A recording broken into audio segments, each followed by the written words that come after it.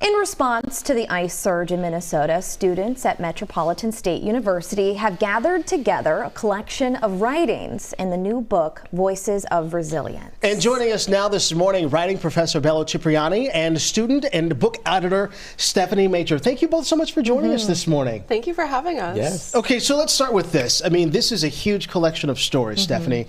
What did you decide? How did you decide? And why did you decide to collect these stories? Absolutely. So we decided to collect these stories as a response to what was going on in our city and really wanting to create a testament, a piece in history with the voices of our students. Submissions were opened and then gone through by a team of selection editors. So you had more than 200 items submitted. How did you narrow that down? Gosh, that is quite the process, I will tell you. And again, that's where having that team of selection editors comes in.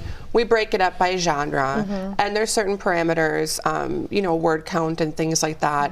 But ultimately, we chose the best of the best and went with what was the strongest to go with the theme of the Voices of Resilience. Bello, I'm curious to know from your perspective, because I know that you are from Guatemala, so I know that you have a very personal connection with everything that has unfolded here.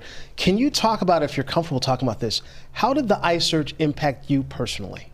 Absolutely. You know, when I heard the whistling around my neighborhood, it was definitely haunting, and that really motivated me to, you know, to capture this moment in time. You know, we had this, prior to this anthology, we had a literary magazine that was just distributed within the university campus, and I really wanted to put together a book that serves as an archive to really, so people in the future could see what happened to us, what we lived through. And I feel that we're doing that. We have a book now where it's going to be available through libraries, the major online retailer, and we're preserving our history.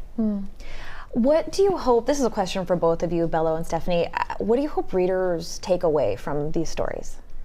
For me personally, what I hope that readers take away is a renewed sense of their own resilience. I will say, as reading through these pieces the many times that I have, each time I do, I'm left with hope. I'm left with an understanding of what do we do after? There's the event, and then there's the after. This is a roadmap. This is the guide to how to get your hope back and how to persevere. Bello, what about you? You know, I think that we have, as Minnesotans, gone through so much in the last couple of months, and I hope that people, when they read these stories, poems, and essays, that they maybe feel a little less lonely. I know you kind of alluded to it before, but I love the idea of calling this a roadmap to where we go from here. Where can people find this roadmap in the future for anyone who's looking for this story and this collection of stories?